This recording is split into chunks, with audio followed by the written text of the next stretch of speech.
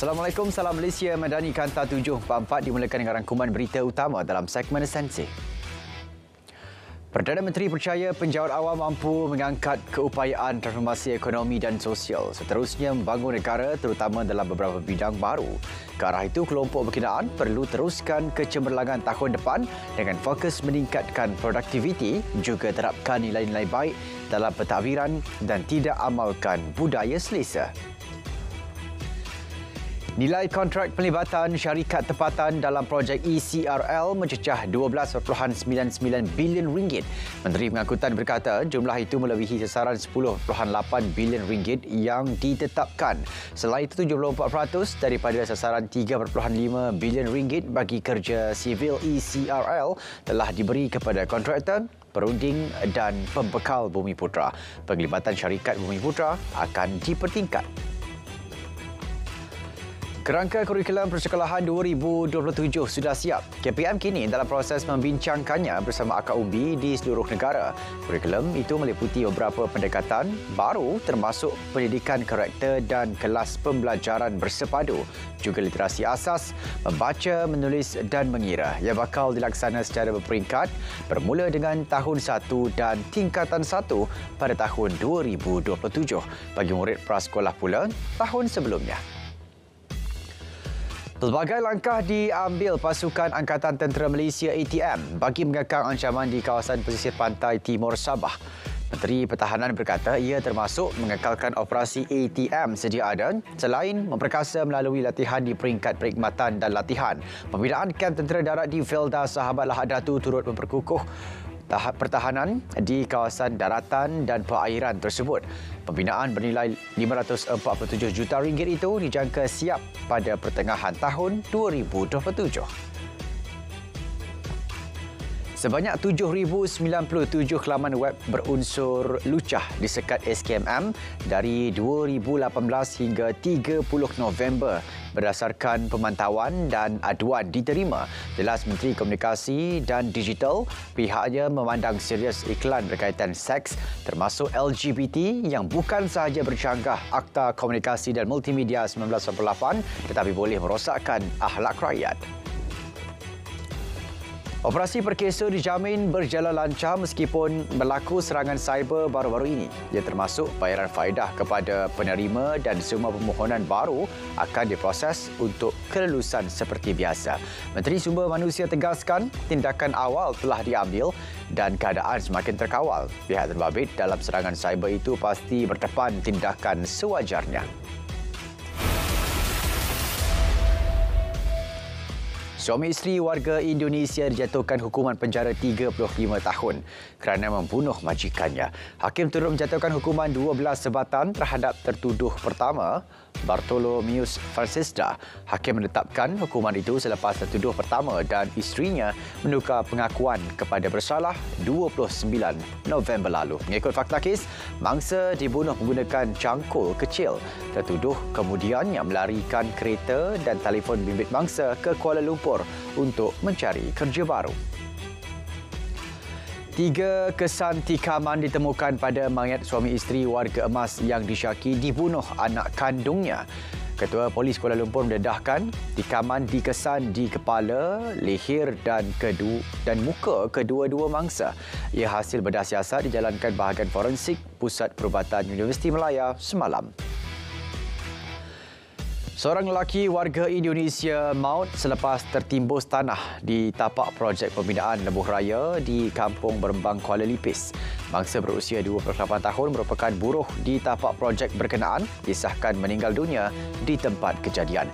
Ketika tiba di lokasi, mayat mangsa telah dikeluarkan dengan bantuan rakan sekerja menggunakan jentera ekskavator. JBPM telah melakukan pemeriksaan di kawasan kejadian bagi memastikan lokasi tersebut selamat. Polis Kelantan belum menerima laporan berhubung isu penipuan penduduk terjejas banjir yang didakwa ke PPS di negeri itu semata-mata untuk mendapatkan bantuan.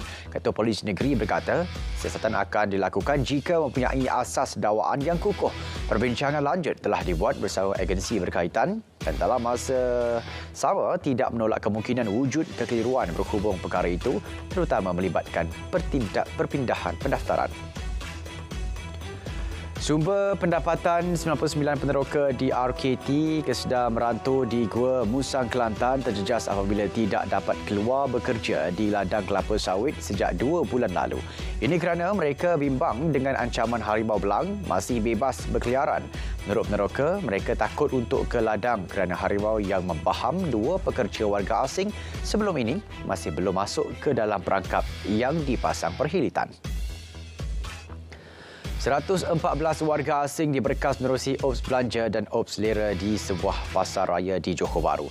Pengarah Imigresen Johor berkata tangkapan dibuat hasil pemeriksaan ke atas 226 individu.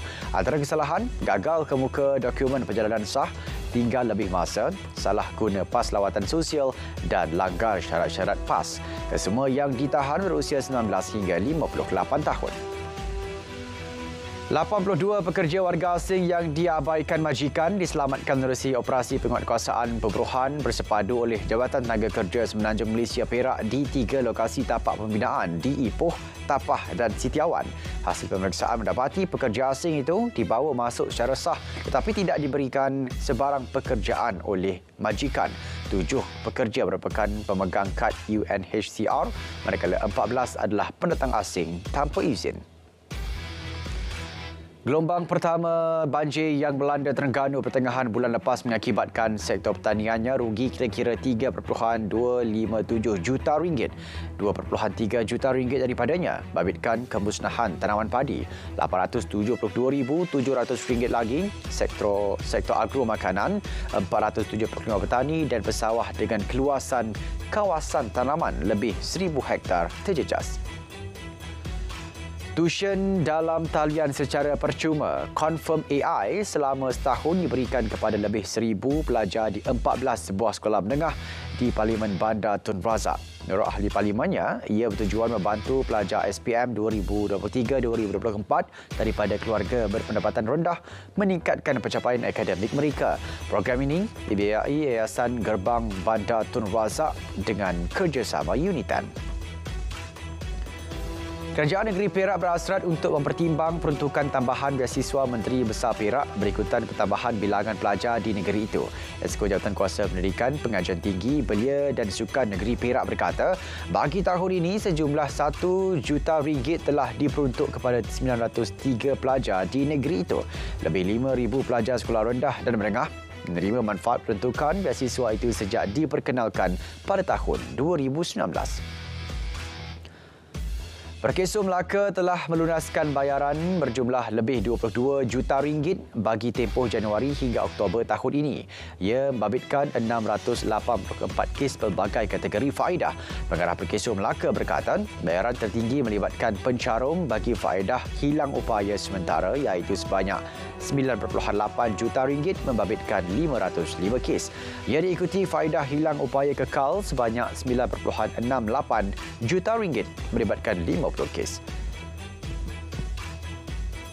Sebanyak 44 loji rawatan air LRA, Kendalian Syarikat Membekal dan Pengendali Keperluan Bekalan Air Bersih Negeri Johor, Ranhill SAJ memiliki persijilan Hazard Analysis Critical Control Point HACCP.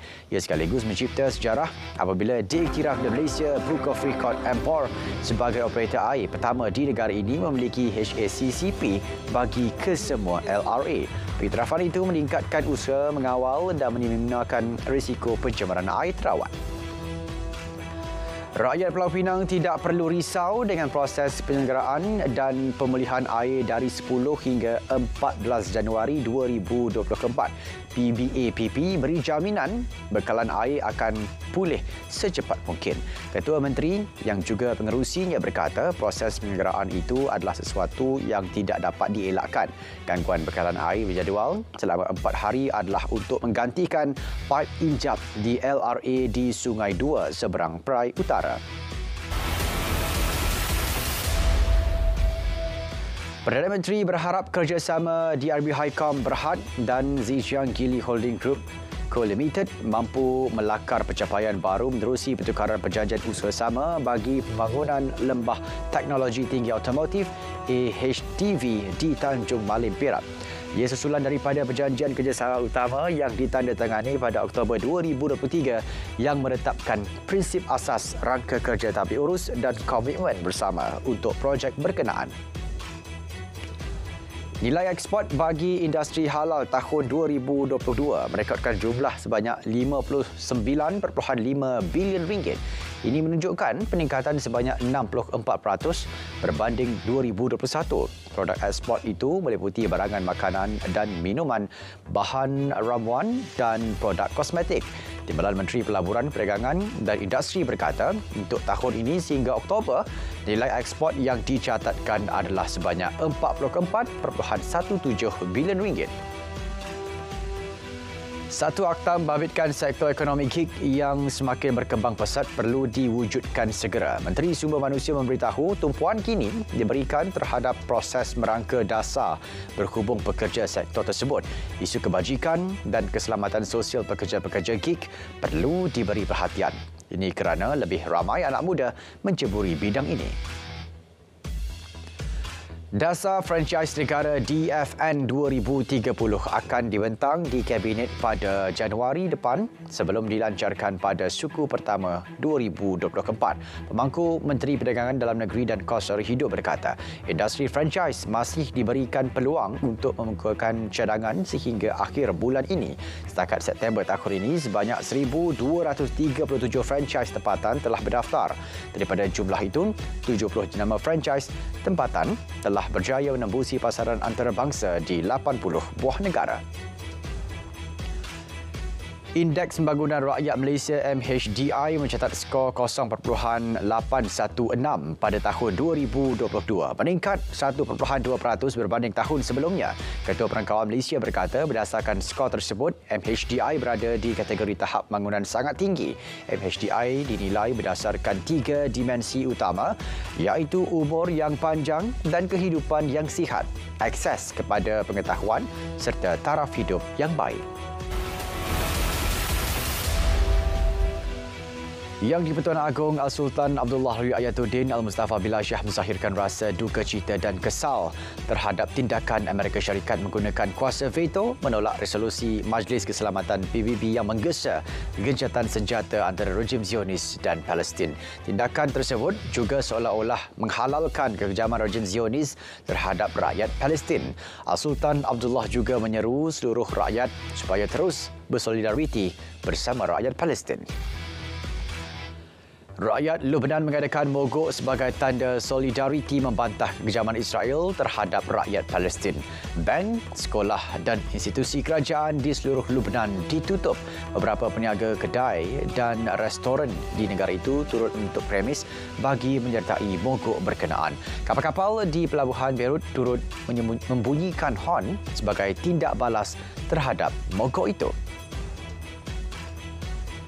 Sementara itu, di kamp Bush al-Barat untuk pelarian Palestin, kanak-kanak dan wanita dilihat membakar bendera Israel dan berhimpun untuk menyokong rakyat Palestin. Aktivis Palestin menggesa mogok umum untuk membantah kekejaman rejim Zionis. Hampir 18,000 rakyat Palestin terkorban sejak konflik Palestin-Israel tercetus pada 7 Oktober lalu. Pengeboman berterusan Israel ke atas Gaza mengecilkan peluang untuk pelaksanaan gencatan senjata baru. Ia dimaklumkan Perdana Menteri Qatar pada Forum Doha. Qatar bagaimanapun akan terus berusaha menekan pihak terlibat pertempuran untuk melakukannya. Ia bagi memastikan bantuan dapat dibawa masuk ke Gaza, juga membolehkan lebih ramai tahanan dibebaskan.